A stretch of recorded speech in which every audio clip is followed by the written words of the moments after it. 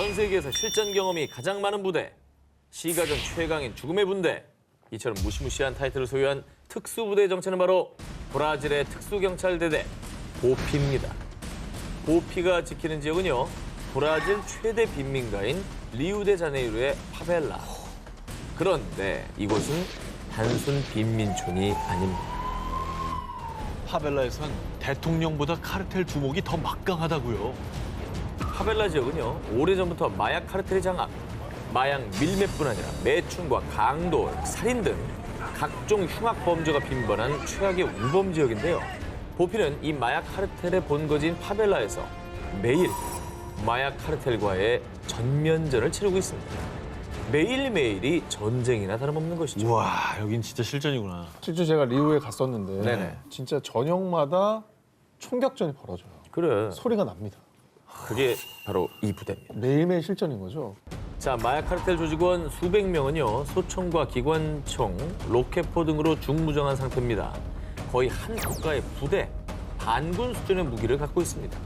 그들은 경찰에 검거되지 않기 위해서 이 같은 중화기로 대항하는데요. 단순 위협이 아닙니다. 실제로 카르텔 소탕 작전 중 경찰들이 사망. 게다가 2009년엔 마약 카르텔이 로켓포로 경찰 헬기를 격추하는 사건까지 있었습니다. 야, 와, 헬기를 격추하는 거는 이건 좀 우리가 생각하는 어떤 그 조폭이랑은 다르네요. 아우, 조폭이 총도 없잖아요. 그러니까 전 말이 마약 카르텔이지 그냥 작은 반군 정도라고 봐도 되겠는데. 군대예요, 군대. 자, 그래서 보피의 모토는 죽음에 대한 승리. 사소한 실수에도 생명을 잃을 수 있는 목숨을 건 싸움을 하는 것입니다. 브라질 당국은 고도의 훈련을 통과한 자들만을 선별한 특수부대 보피를 투입, 마약 카르텔 소탕 작전을 펼치고 있는데요. 중화기로 무장한 마약 카르텔을 상대하기 위해서 보피 대원들 역시 중무장. 카르텔 소탕 작전 중에는 실제로 총성이 오가며 전쟁을 방불케 하는 치열한 접전이 펼쳐지기도 합니다. 이렇게 매일 마약 카르텔과의 전쟁을 치르고 있는 보피. 그 결과 2017년 보피는 악명 높은 리우의 마약왕 다실바를 체포하는 데 성공합니다. 야, 어떻게 잡았네요. 아, 진짜 매일매일 들리는 총소리를 들으면서 야, 여긴 정말 전쟁터구나. 그 생각을 했었거든요. 아, 그 저기에 반군만 있는 게 아니잖아요. 시민들도 있는 거잖아요. 시가지니까. 네네. 그러면 뭐 당연히 전쟁에서 이겨야 되고 내 목숨을 지켜야 되는데 시민들의 안전까지도 생각해야죠. 확보를 해야 되는 거잖아요. 그러니까 더 어려운 거지. 그치. 그 조직들은 그런 거 생각하겠어요? 안 하죠. 무조건 닭공이고 감염자에 들어오면 쏘는 건데. 여기는 시민까지 보호해 가면서 이들도 상대해야 그렇지. 되니까. 인질극도 많이 벌일 거고. 자, 일반 경찰은 우습게 본다는 파벨라의 마약 카르텔도요. 해골 무늬가 보이면 일단 숨어. 걔네가 바로 보피야. 나이프 인 더 스컬. 확실하게 임무를 완수하는 죽음의 분대. 시가전 최강의 부대인 보피만큼은 두려워한다고 합니다.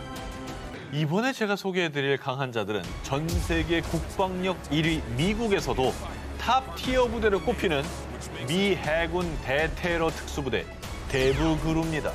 티어 1, 2, 3급으로 구분되는 미 특수전 부대 최상급 티어 1부대로 최정예 오브 최정예 부대라고 할 수 있습니다. 한 해 국방비가 천조인 나라 아닙니까? 그렇죠. 천조국. 근데 여기서도 이 국방력 최고 수준인 미국에서 탑티어 부대라고 하니까 벌써 압도되네요. 그렇습니다. 이 부대로 말씀드릴 것 같으면 미국의 강한 자 중에 강한 자들만 모인다는 미 해군 엘리트 특수부대죠. 지옥의 관문을 뚫고 살아남은 상위 1%의 네이비실 중에서도 엄선된 요원들로 구성된 특수부대 중에 특수부대로 불리고 있습니다. 네이비실은 뭐 최정예 해군 특수부대잖아요. 그 안에서도 엄선해서 요원을 구성한 부대라니까 뭐 그 위력은 말하지 않아도 알겠네요. 이 대부그루는 선발 과정만 약 8개월, 비밀 작전 팀인 만큼 병력의 실제 규모와 훈련 과정에 대해 자세히 공개된 사항은 없습니다. 하지만 일단 오늘 소개됐던 특수부대들이 하는 모든 훈련은 전부 다 하신다고 보면 됩니다. 한마디로 육해공을 넘나드는 전천후 부대라고 해도 과언이 아닌데요. 적을 따돌리는 특수 운전술, 잠수 기술, 극한의 생존술 등 인간의 한계를 뛰어넘는 극한의 훈련은 물론 체력부터 지적 능력, 심리 상태에 이르기까지 다양한 테스트를 거치고요. 선발된 이후에도 무술, 저격술과 폭파술, 10,000m가량의 고공에서 자유 강하 후 목표물에 침투하는 기술 등 각종 훈련을 통해 전사 중의 전사로 거듭난다고 합니다.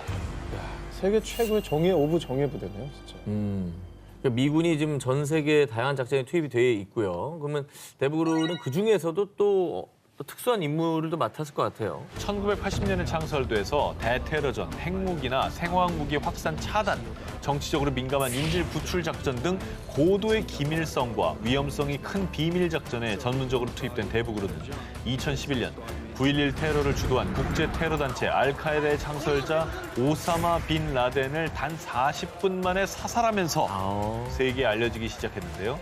오사마 빈 라덴 사살 작전뿐만 아니라 1990년 걸프전, 2001년 아프간전, 2009년 머스크 엘라바마호 인질 구출 작전 등 미군의 주요 작전마다 빠지지 않고 맹활약하고 있습니다. 미국의 또 가장 큰 작전마다 투입된다는 사실 자체가 이건 뭐 그들의 위력을 결과로서 증명을 해주고 있네요. 그렇습니다. 지금까지 강한 자 중에 강한 자, 미국의 최고 전략 자산 대부그루였습니다. 이번에 소개해드릴 강한 자들은 1,800건 이상의 작전 투입, 600여 명의 인질 구출에 성공. 이 부대가 투입됐다는 건 그 작전은 성공한다는 이야기. 1973년 창설 이후 지금까지 50여 년 동안 투입된 작전 중 단 한 번의 실패도 없었던 백전백승의 최정예 부대이자 유럽에서 가장 강력한 대테러 부대 중 하나로 명성이 높은 프랑스 헌병 특수부대 지젠느입니다. 반백년 동안 한 번도 실패한 적이 없다는 거죠. 야, 이거는 뭐 결과가 모든 걸 말해주네요. 제일 강한 사람들 아닙니까? 천하무적이네. 네. 지원자 중에 약 7%만이 선발될 정도로 엄격한 과정을 거쳐 뽑힌 요원들의 주요 임무는 인질 구출 작전으로요. 1994년 프랑스 국적기 납치 사건 당시 4명의 납치범을 제압하고 투입된 지 단 17분 만에 살아있던 229명 탑승자 전원 구출에 성공. 17분 만에? 17분 만에. 공광석화다. 와. 그러니까 딱 그러니까 모든 대원들이 그냥 하나같이 일사불란하게 움직이지 않으면 발생하기 어렵잖아요. 하나로 움직인 거지. 5년 이상의 군 경력자 중에 체력, 지적 능력, 심리 테스트 등 엄격한 과정을 통해 선발된 요원들은 약 1년 동안 저격술, 고공 낙하, 폭발물 처리, 화기 조작술 등을 철저하게 익히는데요. 그중에서도 테러범을 쫓는 부대답게 무려 하루에 300탄의 실탄 사격 훈련을 진행. 특화된 저격술은 세계 최고 수준이라고 합니다. 단순히 근데 이제 전쟁에서 이기려고 하는 부대가 아니라 인질을 무사히 구출해야 되는 거기 때문에 더 신경 쓸 게 많을 것 같아요. 저 대원들은 스스로에 대한 자부심이 엄청날 것 같아요. 맞습니다. 사명감도 있고. 이 지젠느는 내 생명을 다 바쳐 타인을 구조한다라는 모토로 연평균 약 60여 차례 출동하는데요. 언제 발생할지 모르는 테러 및 인질 사건에 대비해 400명으로 이루어진 4개 타격대 중에 1개는 24시간 출동 대기. 지젠느가 단 한 번의 실패도 없었다는 건 테러범들의 흉악 범죄가 매번 실패로 끝났다는 말이기도 할 텐데요. 테러범 파수꾼 지젠느의 그런 명성이 부디 무너지는 일이 없길 바랍니다. 이번엔 앞서 소개한 이스라엘의 사이렌 메트카를 비롯해 전 세계 특수부대들은 이 부대에서 비롯됐다라고 할 수 있는 원조 특수부대를 취재해왔습니다. 바로 Who Dares Wins, 용기 있는 자가 승리한다. 영국 육군 공수특전단 SAS입니다. 1941년에 창설된 SAS는 적의 후방에 낙하산으로 침투하는 정예 부대였습니다. 1990년 걸프전, 2001년 아프간전 등에 투입돼 실전 경험도 풍부하고요. 특히 1980년엔 런던에서 벌어진 주 영국 이란 대사관 인질 사건을 단 11분 만에 제압한 이 림로드 작전을 계기로 전 세계 대테러 작전의 교과서가 됐습니다. 근데 SAS 되기도 진짜 만만치가 않을 것 같습니다. 그 아까 프랑스도 보긴 했습니다만 진짜 강한 자들만 모였을 것 같아요. 이 대표적인 훈련만 소개해드리겠습니다. 먼저 1단계, 약 200명의 군인은 웨일즈에 위치한 브래콘 비콘스로 이동. 도착하면 해발 886m의 악명 높은 산봉우리 페이판을 약 30kg의 군장을 메고 행군해야 하고요.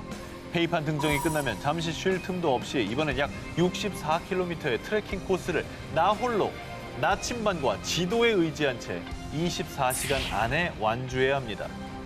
1단계에서 탈락한 사람 꽤 많을 것 같은데. 일단 우리는 뭐 저기서 탈락이에요, 다. 우린 갈 생각이 없어요. 예. 이번엔 정글입니다. 대박. 그것도 평균 온도 30도, 습도 97%인 말레이시아나 벨리즈의 정글에서 무려 6주간 4인 1조로 정글 생존 훈련을 받고요. 그리고 마지막 하이라이트. 자, 지금부터 대답할 수 없습니다. 로 대답한다. 알겠나? S 생존, E 회피, R 저항, E 탈출. 이 시어 훈련의 일종인 ENE, 즉 회피 및 탈출 훈련을 일주일간 받게 되는데요. 그러니까 이 훈련은 쉽게 말해서 적에게 포로로 잡혔을 경우를 대비하는 실전 모의 훈련인데, 예를 들면 가상의 포로 수용소를 만들어 납치하고 감금하고 실제와 흡사한 강도의 유도 신문과 욕설과 협박을 반복합니다. 이때 병사들은 자신의 이름, 직급, 군 번호, 생년월일, 그리고 대답할 수 없습니다로만 대답해야 하는데요.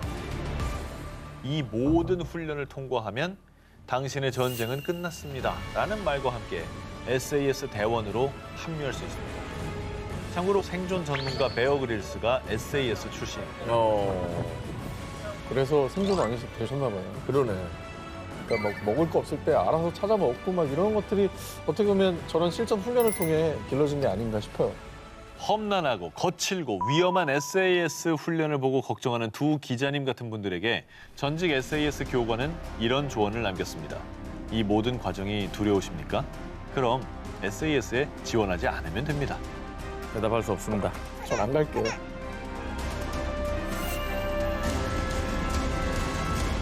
이번 강한 자들은 영상으로 먼저 만나보시죠. 어휴, 돌이죠, 저거. 머리를 깬 거야? 아우, 오우, 뭐야? 돌에다 불을 붙이고 있어요. 각종 무기 섭렵은 기본, 손에 잡히는 모든 것이 무기가 되는 이들의 정체. 일명 미친 개들로 악명 높은 세상에서 가장 거친 특수부대, 러시아의 스페츠나츠입니다. 스페츠나츠는 냉전 시대인 1950년 소련 군사정보국 산하부대로 창설됐고요. 현재는 연방보안국, 연방군 등 각 부대에 편입, 암살 및 대테러 임무에도 투입되는 최정예 부대입니다. 그리고 2016년엔 극단주의 테러 단체 IS로부터 시리아의 고대 유적지인 팔미라를 탈환하는 데 기여하게 됐는데요. 자, 그렇다면 러시아의 강한 자들인 스페츠나츠들은 어떻게 탄생이 되느냐? 한겨울에 40kg의 군장을 메고 약 70km를 행군하는 건 기본. 그리고 여러분 생각해 보십시오. 한겨울 영하의 날씨 얼마나 춥습니까? 근데 여기는 러시아잖아요. 저 날씨. 그리고 알려진 바에 따르면 매 훈련이 실전, 건물, 버스, 항공기 등 장소를 가리지 않고 훈련하고요. 심지어 이분들은 폭풍을 가상으로 구현하는 게 아니라 진짜 폭풍에 배를 띄우고 훈련을 합니다. 원래 폭풍 오면은 오늘 훈련은 없다. 보통은 그렇죠. 내무반에서 보통. 대기하도록 이러잖아요. 자, 뿐만 아니라 스페츠나츠가 되기 위해선 강철 체력, 또 강인한 정신뿐 아니라 개개인이 인간 병기 수준으로 격투수를 연마, 무자비한 혈투가 벌어지는 스파링 훈련은 물론이고요. 하루 최소 2시간 동안은 러시아의 특공 무술인 시스테마와 삼보로 격투수를 연마하는데요. 그래서 스페츠나츠는 백병전에 특히 강점을 보이는 격투술의 달인들로 유명합니다. 표두르가 강한 이유가 있었네. 저들은 뭐 저기서 뭐 명함도 못 내는데. 자, 지금까지 세상에서 가장 거칠고 과격한 러시아의 강심장들 만나보셨습니다. 이번에 소개할 강한 자들은요. 특수정찰, 대테러 진압, 인질 구출까지 특수 임무 수행과 첩보에도 능한 이스라엘 육군의 최정예 특수부대 사이렛 메트칼입니다. 1957년에 창설된 사이렛 메트칼은 초창기만 해도 존재 자체가 극비. 1980년대부터 공개적으로 지원자를 받기 시작했는데요. 그렇다고 아무나 사이렌 메트칼이 될 수 있느냐? 물론 아닙니다. 먼저 6일간의 가벼운 테스트를 거쳐 낙하산 훈련만 4개월, 보병 훈련 2개월, 대테러 훈련 5주를 포함해 무려 20개월 동안 죽어라 훈련 받고요. 이 과정에서 사격, 무기 다루기, 장거리 항해술, 특공무술, 전술훈련까지 섭렵. 그리고 마지막 나흘 동안 120km의 험한 산길을 오르는 일명 베레 행진이 기다리고 있는데요. 이 모든 훈련 과정 내내 의사와 심리학자들의 모니터링까지 모든 과정에서 살아남은 강한 자만이 최정예 부대 사이렌 메트칼의 대원이 될 수 있습니다. 아니, 훈련 과정이 20개월인 거는 거의 2년 동안 2년 가까이 훈련만 받는. 훈련을 받아야 시작이잖아요, 저 사람들. 이게 이제 시작이죠. 훈련만 20개월이니까요. 야, 정말 안 하는 훈련이 없네. 그것도 굉장히 장기간에 걸쳐서. 뿐만 아니라 이 최정예 특수부대 사이렌 메트칼이 전 세계에 명성을 떨치게 된 사건이 있었는데요. 1976년 6월 이스라엘 공항을 출발해 프랑스 파리로 향하던 여객기가 팔레스타인과 독일의 테러범들에게 납치. 우간다의 엔테베 공항으로 이동한 테러범들은 이스라엘 등 5개 나라에서 테러범으로 투옥된 동료들의 석방을 요구하며 약 250명의 인질을 살해하겠다고 협박했는데요. 이에 사이렌 메트칼이 비밀리에 투입됐습니다. 그런데 이스라엘에서 우간다까지 거리만 약 4,000km인데다 우간다는 당시에 이스라엘과 단교 국가였기 때문에 당시 작전은 사실상 불가능에 가까웠는데요. 하지만 사이렌 메트칼은 일명 엔테베 작전에 돌입, 레이더망에 포착되지 않도록 20m로 저공 비행하며 은밀히 착륙해서요. 이후 우간다군으로 위장해 공항에 진입했는데요. 신속한 행동력과 결단으로 전광석화처럼 테러범들을 제압, 대부분의 인질을 구하면서 비행기 착륙부터 테러범 소탕까지 단 90분 만에 임무 완수. 20세기 최다 인질 구출 작전을 성공으로 이끌었습니다. 정확히 스마트하네. 고대 훈련을 받았기 때문에 당황하지 않고 기술을 발휘해서 성공적으로 이제 인질들을 구출한 거네요. 이번엔 대만의 강한 자 중에서도 강한 자들만이 살아남는 한 특수부대 선발 과정을 먼저 보여드리겠습니다. 뭐야? 팔이 어떻게 된 거예요? 팔이 떠나서 돌밭에서 구르고 있는 거야. 자, 지금 보신 강한 자들은요, 대만의 해군 중에서도 훈련 강도가 극악. 이 부대 대원이 되는 것만으로도 영광으로 여긴다는 상륙 정찰여단 소속 대원들입니다. 대만의 강철 부대인 이 상륙 정찰여단 부대원이 되기 위해선 먼저 거쳐야 할 관문이 있는데요. 100여 명의 강한 자들은 2주간의 기초 훈련에 참가하지만 대부분이 중도 포기. 한 20여 명의 살아남은 대원만이 마지막 5박 6일 동안 일명 지옥의 주라 불리는 난관 극복 주간에 도전하게 됩니다. 살아남은 강한 자들은 영하의 날씨에 가볍게 얼음물 세례부터 30km 장거리 달리기, 또 한 번의 호흡으로 35m까지 잠수하기, 146kg의 보트를 머리 위에 올려 버티기 등 뭐 이 정도는 일반 해군의 훈련 난이도와 비슷하겠죠. 그런데 끝날 때까지 끝난 게 아닙니다.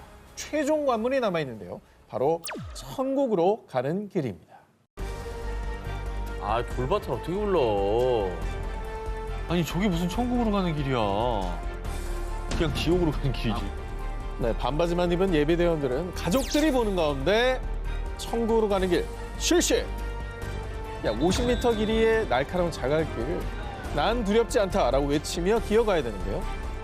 그런데 보기만 해도 힘든 이 코스를 강한 자들은 그냥 기어가지 않습니다.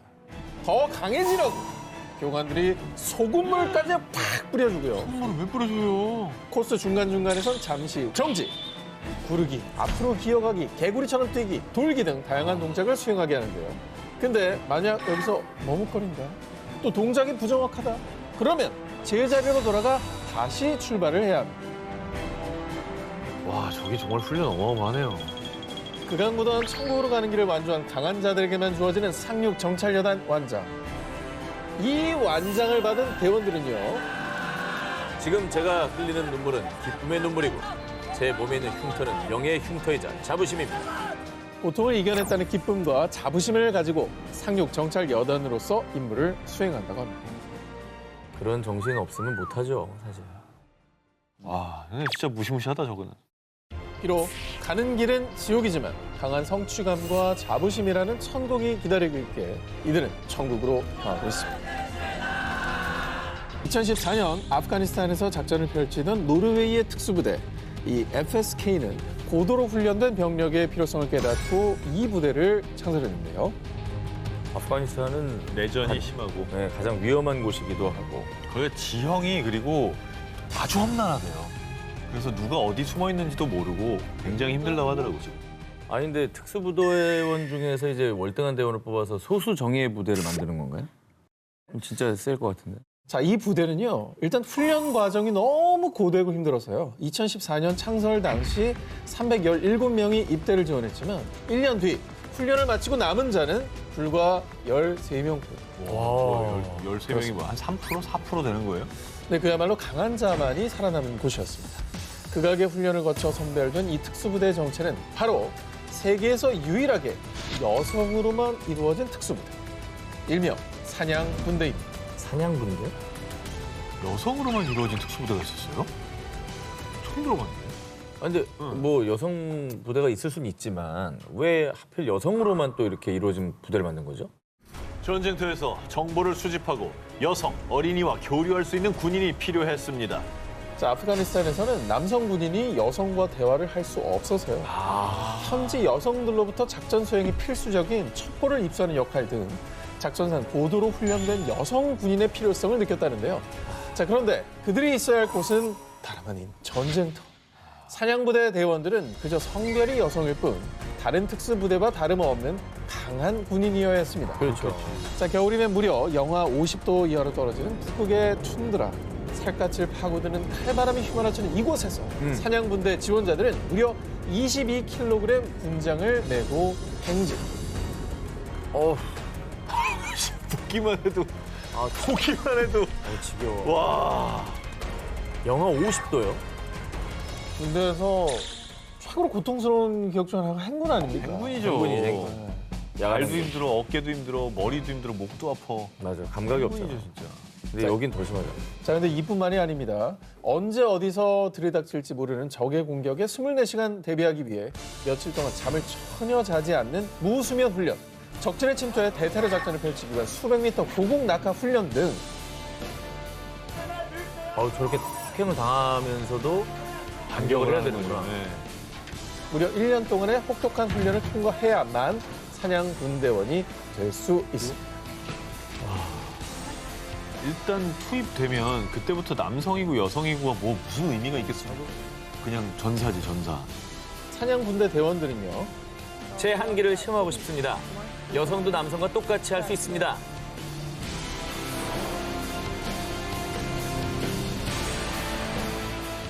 자, 이번 특종은요, 오 기자처럼 우리 자전거 마니아 중에서도 남다른 강철 체력의 소유자들은 한 번쯤 도전해보고 싶어 할 만한 대회 두 가지를 준비해봤습니다. 오늘 근데 주제가 제가 나갈 만한 대회인지 걱정이시면 됩니다. 아니요, 이거는 뭐 자전거를 너무 좋아하시기 때문에 예. 바로 어디냐고 물어볼 겁니다. 궁금한데 두렵다. 자, 먼저 소개해드릴 대회는요, 인내심과 지구력 만렙 강한 자들만 도전한다는 극강의 산악자전거 마라톤 대회입니다. 평지잖아. 저게 뭘 평지야? 에이, 저 뭐 흙먼지 좀 오, 저 가시 봐. 다시 피하면 물도 지나야 돼. 물 먹으면 되고 야, 이거 되게, 야, 야, 장난 아닌데요? 할 수 있어. 아니, 저 정도 길이면 오토바이로 가도 쉬운 길이 아닌데? 아유, 오토바이는 또 그 맛이 안 납니다. 예. 야, 이 정도 하잖아요. 2004년 남아공에서 처음 개최된 이 대회는 코스 길이만 약 660km. 무려 7개의 스테이지를 통과해야 하는데 코스 난이도도 최상급입니다. 오르막 구간만 약 17,000m에 이르는 데다가 먼지 자욱한 거친 자갈길은 물론 거친 숲을 가로지르고 깊은 계곡을 지나 장엄한 산맥을 횡단하는데요. 정말. 뜨거운 남아공의 태양 아래 험난하기로 악명 높은 위험천만한 지형들을 자전거 안으로 8일 만에 완주해야 성공합니다. 워낙 코스가 위험하다 보니 반드시 2인 1조로만 대회 참가가 가능하고요. 팀은 항상 2분 이내 거리에 함께 있어야 한다고 합니다. 그럼 정 기자님이 같이 가야겠네요, 저. 한 기자가 가야죠. 저 정도면 거의 100km? 90km? 하루에? 이 정도를 한 7일, 8일을 달려야 되는 거잖아요. 서울, 부산 거리를 넘어선 거죠. 일단. 서울, 부산은 400km, 400 네. 좀 더 되나? 뭐 그럴걸요? 450 정도 되니까 그걸 넘어서지. 660이니까. 근데 사실 그거는 이제 고속도로 평지만 달리는 그런 구간이 많은 대회가 대부분인데 네네. 이거는 아까 뭐 수직 오르막길이라고 그랬잖아요. 아, 이거는 저 같은 사람은 취미로 하는 사람 못 가. 뭔 소리야. 우리 셋 중에 제일 가능성 높지. 자, 이 대회는 험난한 코스로 악명이 높지만 장엄한 산맥과 맑은 계곡, 장관을 이루는 해안선 등 남아공 천혜의 대자연을 누비는 것 또한 대회에 참가한 강한 자들만의 특권. 극한의 힘듦을 겪으면서도 동시에 자연의 경이로운 광경을 감상하는 맵단의 매력 덕분에 세계 산악 자전거인들의 도전 정신을 불태우고 있습니다. 이번 대회는요, 코스가 아주 짧아요. 예, 코스가 짧습니다. 2.4km밖에 안 되니까요. 아, 순식간에 끝나겠네. 2.4면은 뭐 그냥 눈 하나 깜짝하면 가는 거 아니야? 제가 매일 수영으로도 2km는 나가니까. 그렇지. 660보다 2.4가 낫잖아요. 그치, 그건 660보다 그래요. 플랐지. 자, 어떤 코스일지 영상으로 보여드리겠습니다.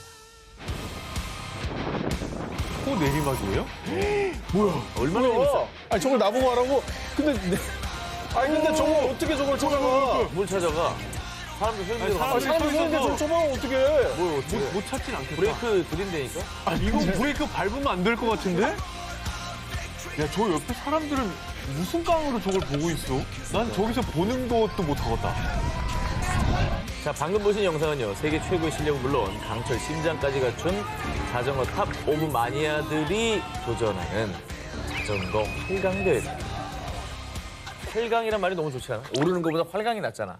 야, 저거 진짜 강심장 대회다. 칠레 항구 도시 발파라이소에서 열리는 이 대회는 좁고 비탈진 발파라이소의 지형을 그대로 활용, 민가 사이사이를 짚고 내리막 계단을 달리고 지붕을 나르며 아찔한 스릴을 즐기는 대회입니다. 내리막이 약 2.4km에 계단만 총 1,605개입니다. 선수들은 세상에서 가장 긴 이 내리막 코스를 아주 스피드하게 달려서 2분대 돌파. 장난 아니게 위험해.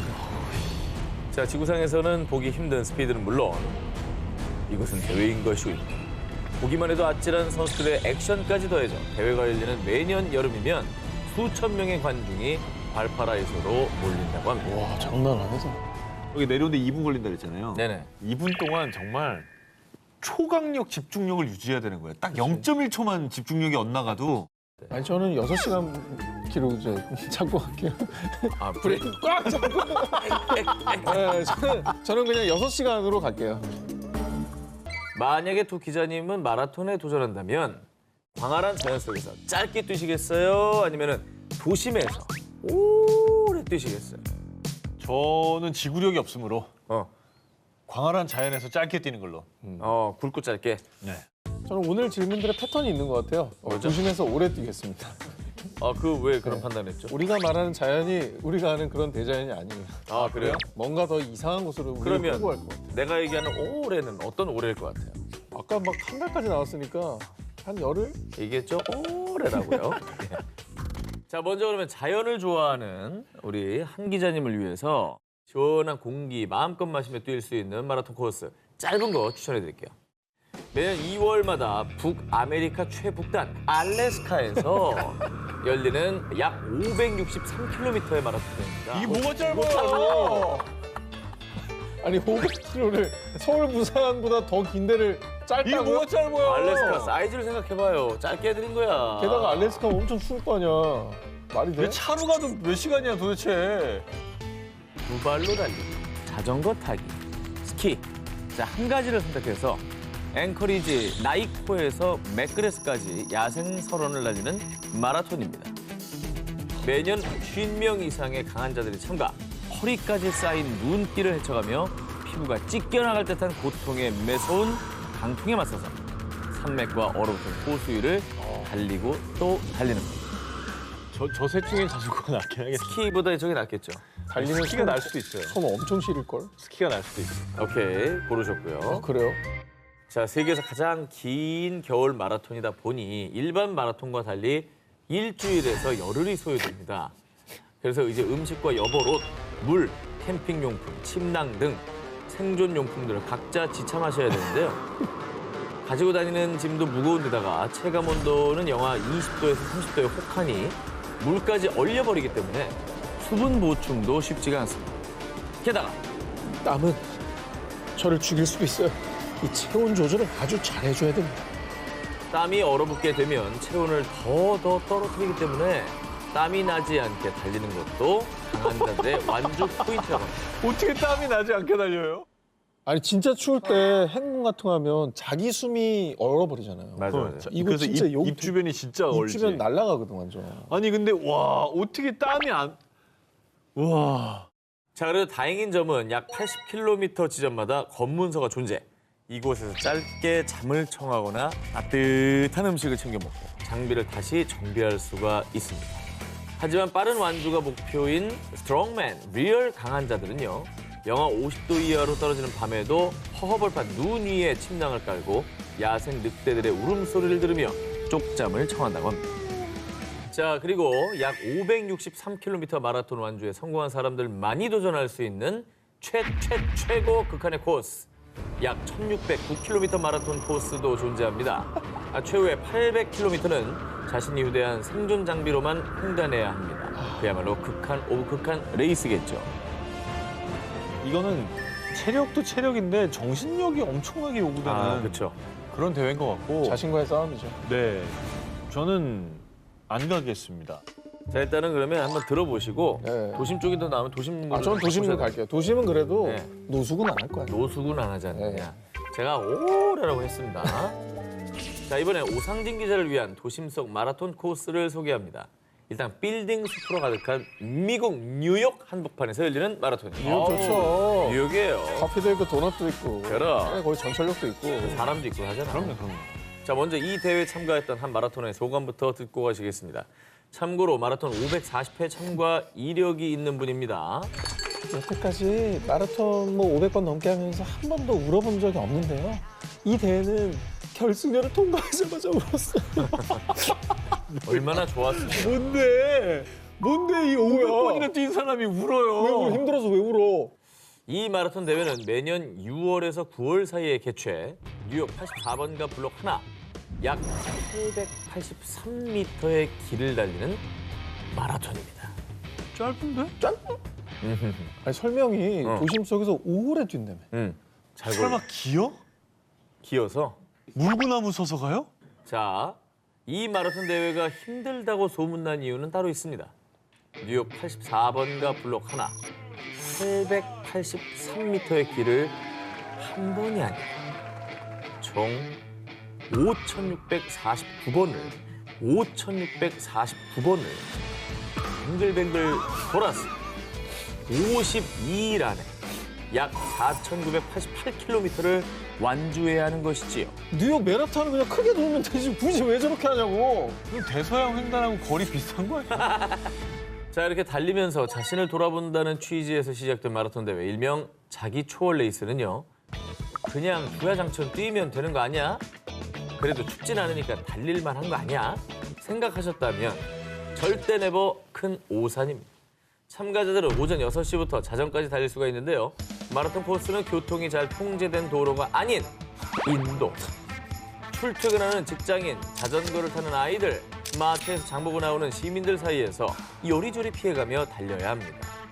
갑자기 소나기가 쏟아져도 푹푹 찌는 폭염이 찾아와도 그저 뉴욕 84번지 블록 하나만 다시 돌고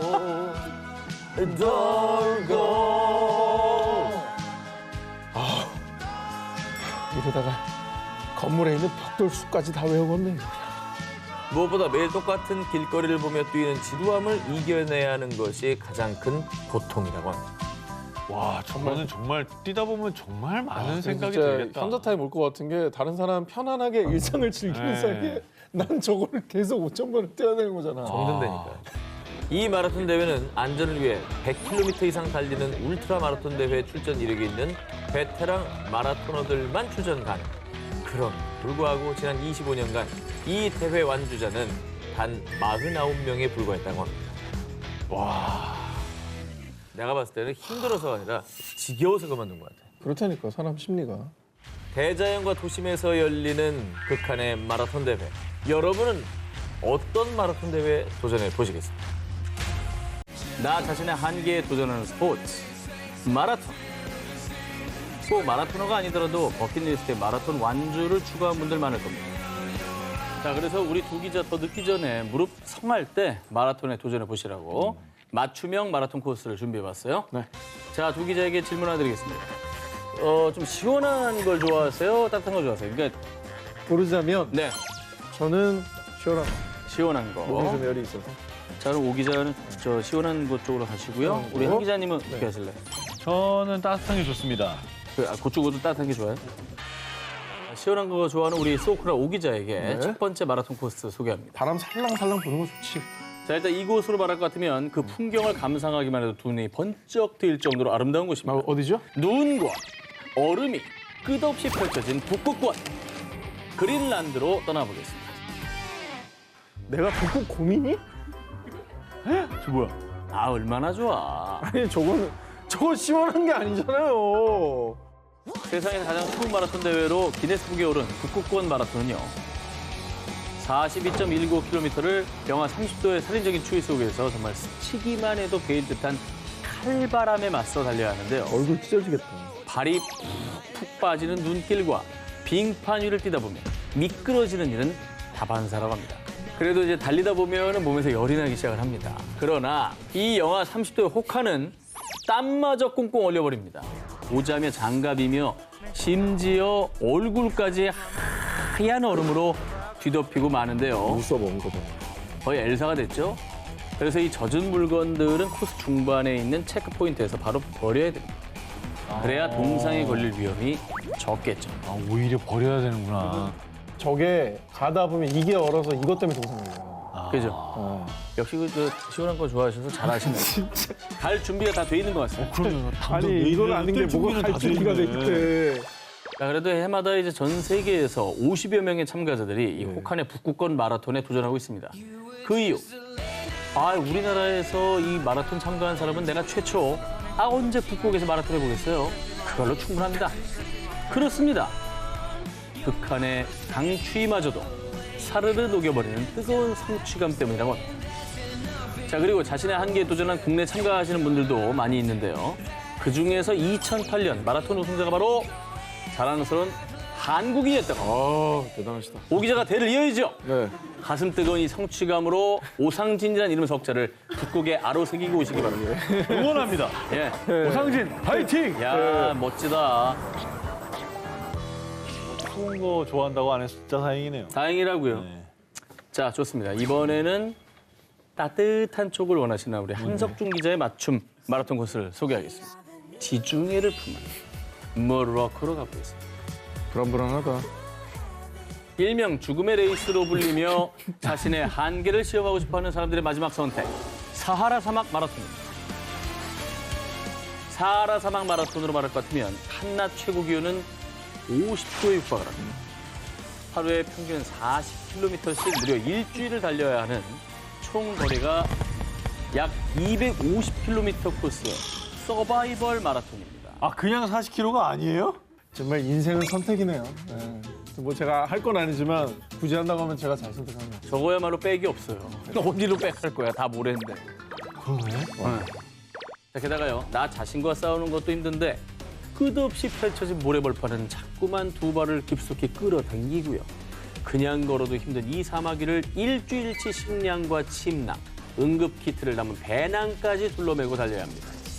또 땀은 비처럼 쏟아집니다. 목은 타들어갑니다. 그래서 탈수 증세를 호소하는 참가자들이 다수고요. 나는 눈을 먹으면 되거든. 눈 먹으면 돼요. 눈 먹으면 돼.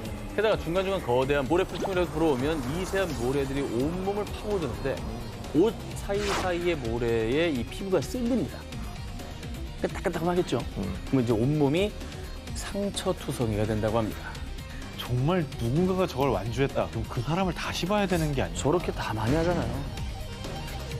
그런데 이게 다가 아닌 뭐라고요? 뭣도 다가 아니에요. 일명 지옥의 코스가 남아 있습니다. 잠도 자지 않고 24시간 동안 약 80km를 달려야 하는 롱데이. 칠흑같이 어두운 사막길을 작은 랜턴과 나침반의 의지에 달려야 합니다. 정말? 웬만한 체력으로는 도전에 도자도 꺼낼 수 없기 때문에 마라톤 참가자들 사전 의료 기록 제출은 기본이고요. 출발하기 직전 건강 체크까지 통과해야 비로소 마라톤에 참가할 수 있습니다. 자, 그래도 매 순간 힘들고 지치는 건 아닙니다. 이 적막하고 고요한 사막이 밤이 되면요. 별이 쏟아져요. 별이. 하루의 고단함을 싹 씻어줍니다. 저걸 보면은 정말 세상 싫으면 다 잊고 황홀함을 느낄 수 있을 것 같긴 해요. 지금 하늘 보면. 그렇죠. 가장 추운 북극권 마라톤, 그리고 일명 죽음의 마라톤 사하라 사막 마라톤을 정복한다면 앞으로 도전하지 못할 것은 없습니다, 여러분. 이번엔 여러분을 깊은 바닷속 심연의 세계로 초대합니다.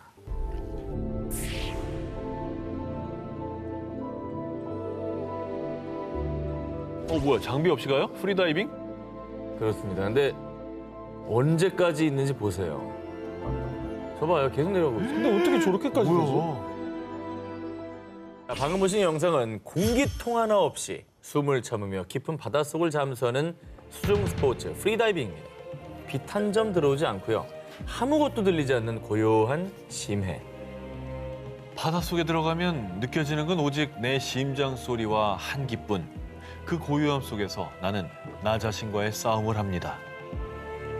단 한숨의 공기도 허락되지 않기에 고도의 체력과 정신력을 요구하는 극한의 익스트림 스포츠입니다. 이거는 도대체 몇 미터까지 내려가는 거예요? 공기통을 착용하고 들어가는 스쿠버 다이빙과는 완전 다른 종목인 것 같은데. 다르죠. 숨을 참는 것 자체가 되게 힘들 거고 그리고 수압이라는 게 있거든요. 그러니까. 그러면 도대체 얼마 정도 음. 참아야지만 저거 할 수 있는 겁니까? 자, 이 프리다이빙이 얼마나 극한인지 간접 체험을 일단 해보겠습니다. 누가 숨을 더 얼마나 오래 참는지 내기하는 겁니다. 자, 그러면 저 타이머 있죠? 그래요? 네. 각자 기록해 주세요.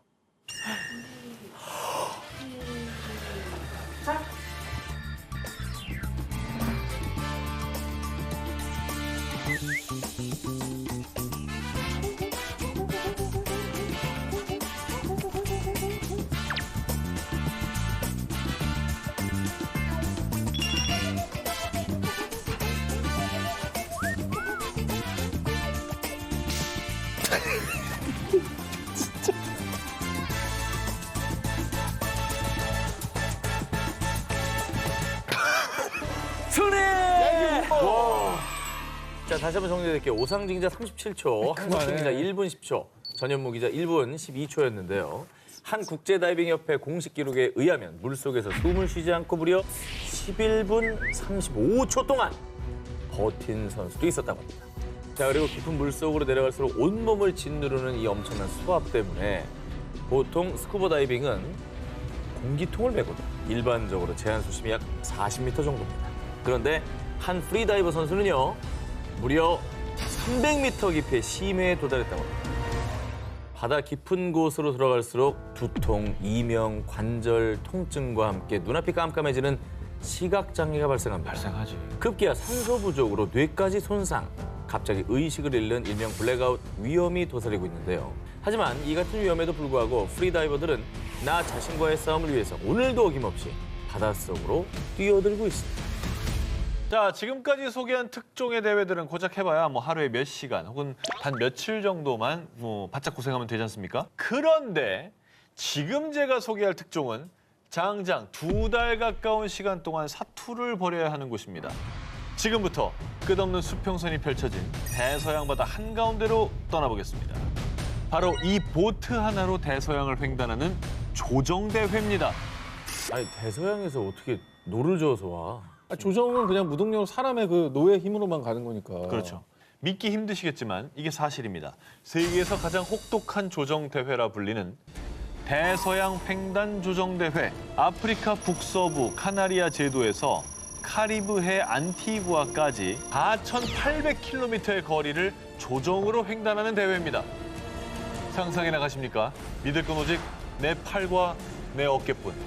모터 없이 오로지 체력으로 대서양을 횡단하다 보니 완주까지 무려 50일 이상 소요된다고 합니다.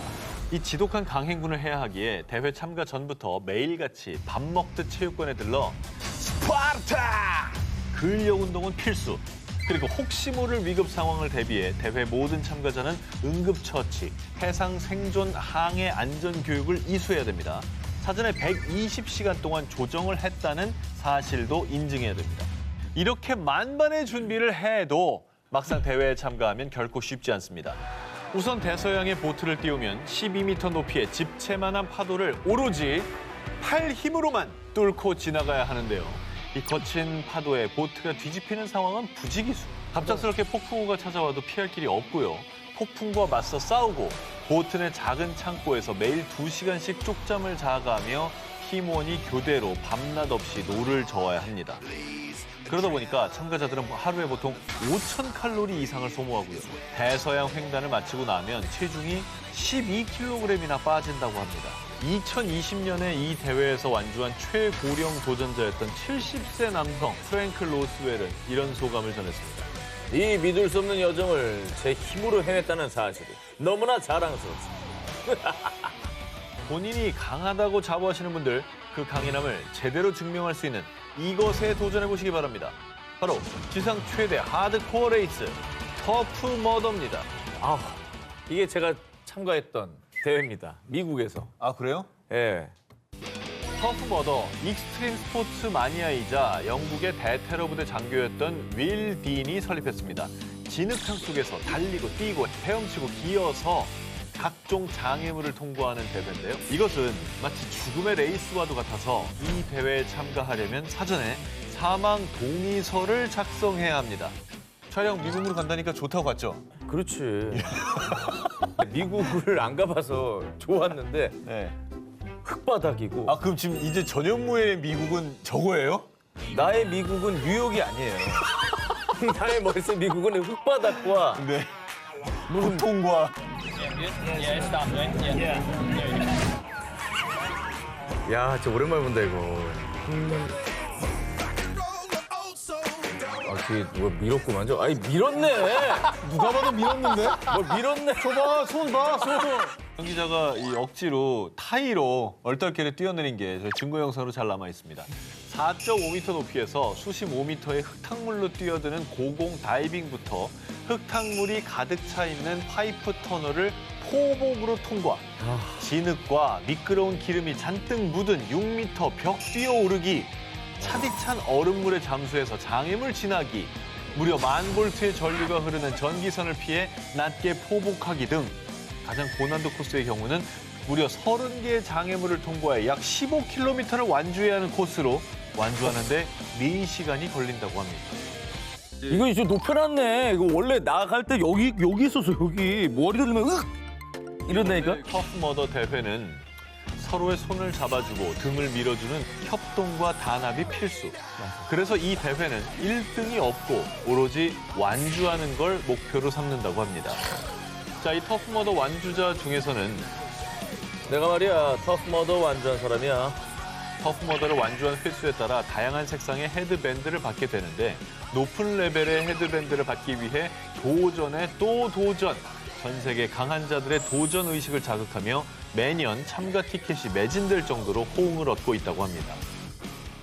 아니야, 대회 중 죽는다면 그것은 나의 죄. 다치거나 죽더라도 이의나 소송을 제기하지 않는다.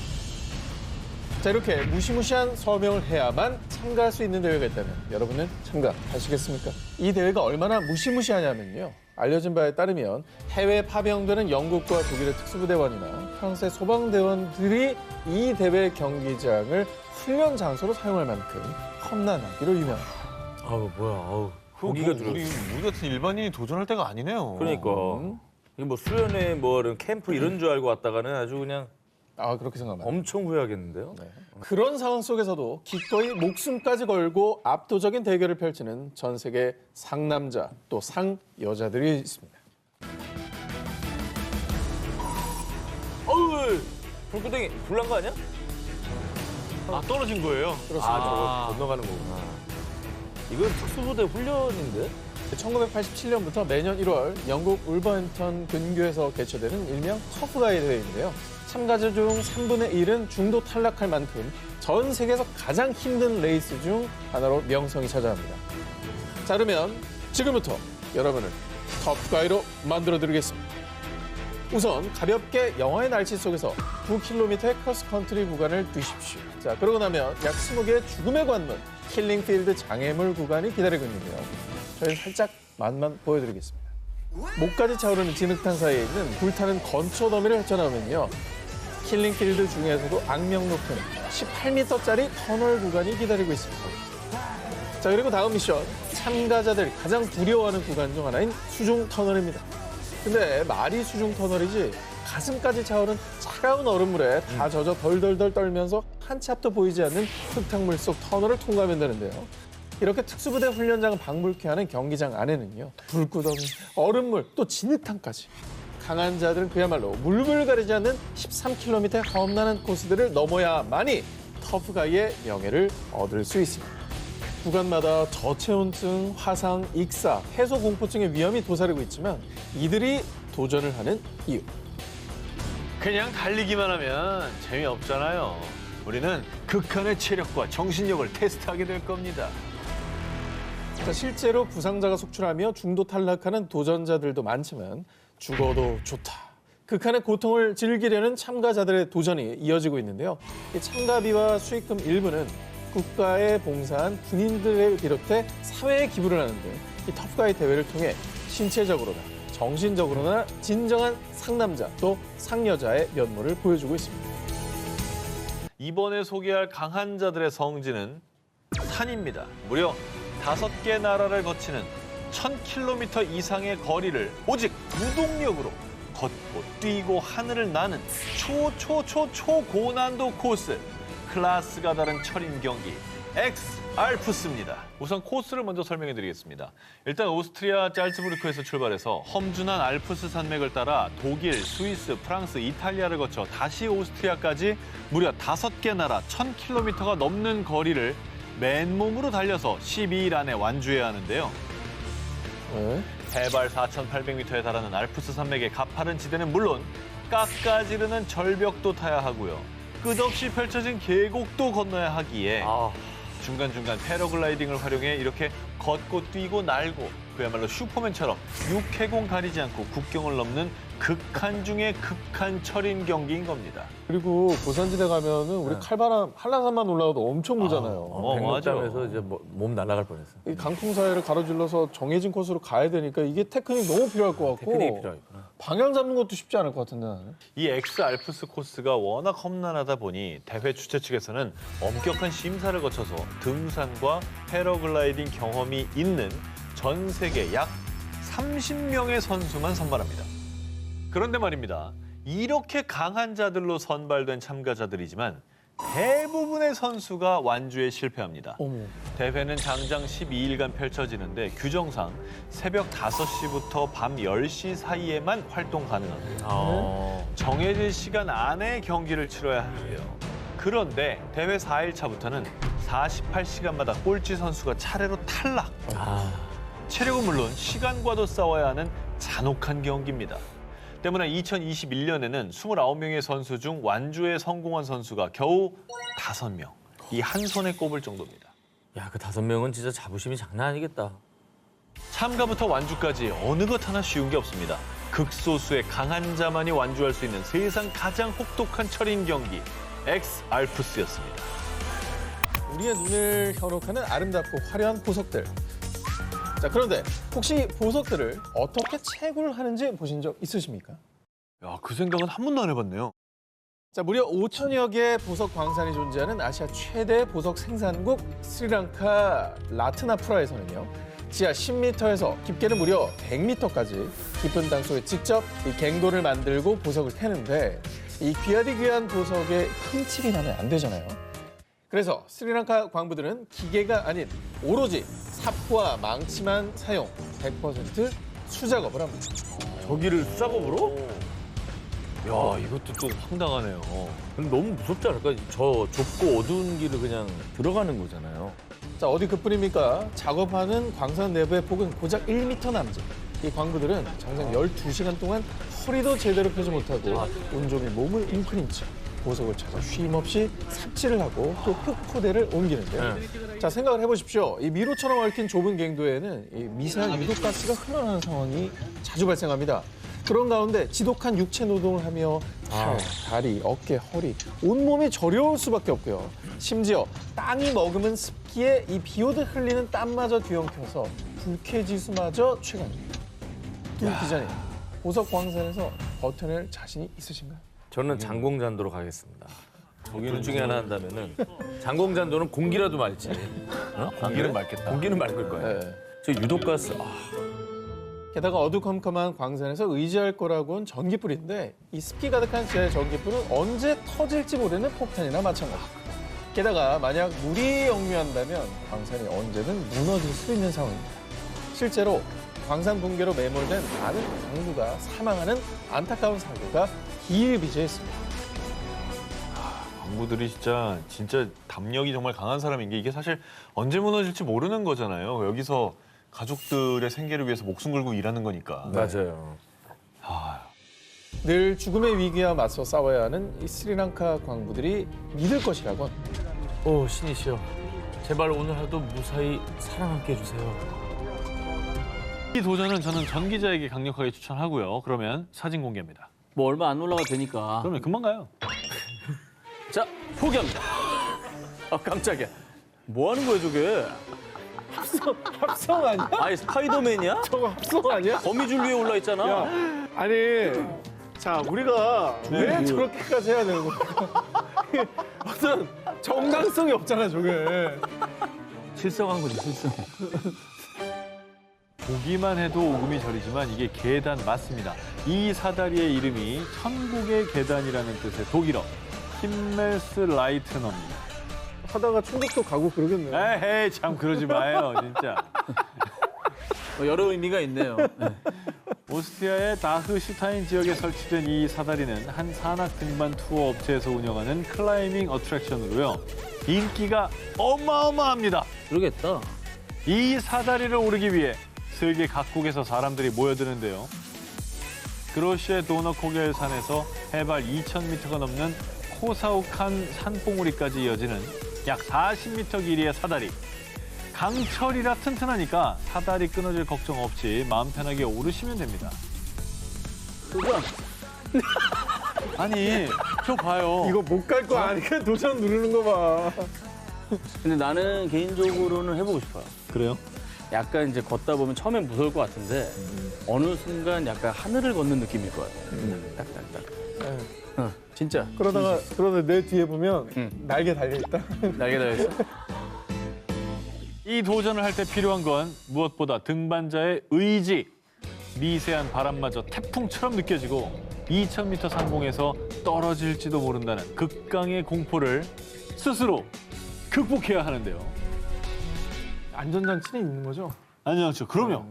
아주 튼튼한 안전장치가 있습니다. 뭐야, 저 사람? 다리에서 혹시라도 미끄러져도 추락하진 않습니다. 그리고 걱정은 넣어두셔도 됩니다. 사다리와 동반자의 몸에 연결된 이 짧은 로프가 있으니까요. 난 저걸 보니까 더 못 가겠다. 자, 그런데 말입니다. 사람들이 극강의 공포를 이겨내고 이 천국의 계단, 사다리를 오르는 이유가 있습니다. 도전에 성공하면 어마어마한 보상이 기다리고 있기 때문이죠. 사다리를 다 올라 내려다보면 파노라마로 펼쳐지는 알프스의 숨막히는 비경. 우와, 대박이다, 여기. 와, 저기 호수 봐, 호수. 그러니까 이 사다리를 타고 올라가야 이 멋진 풍경을 볼 수 있는 거 아니에요? 이거는 뭐 돈 주고 살 수 있는 게 아니에요. 해발 2,000m 상공의 사다리. 여러분도 두려움을 극복하면 천국으로 향하는 계단에 오를 수 있습니다. 자, 이번 특종은 영상으로 먼저 여러분께 공개해 드리겠습니다.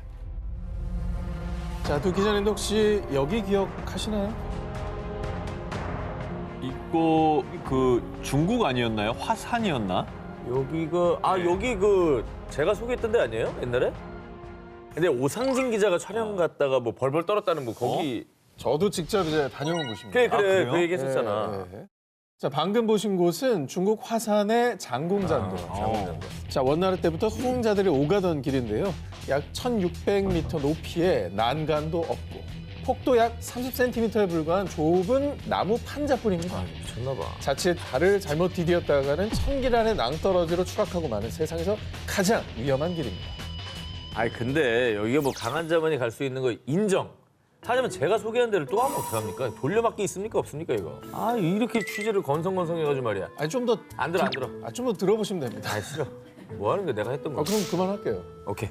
자 다음 순위 가보겠습니다. 1점 반납해. 아니, 좀 더 들어보세요. 또 반납하래. 잔인해 진짜. 어렵다 좀 이걸 왜 반납해요? 나한테 줘 빨리. 내가 했던 거. 들어보세요. 진짜 진정 좀 하시고요. 그래요? 자, 그냥 보기만 해도 오금이 저리고 심장이 훅 내려앉는 이 아찔한 절벽길. 한 번쯤 눈 딱 감고 체험하기도 쉽지 않은 이 장공잔도를 눈이 한가득 쌓인 이 겨울에 그것도 한 번이 아니라 시도 때도 없이 건너야 한다면 어떨 것 같으십니까?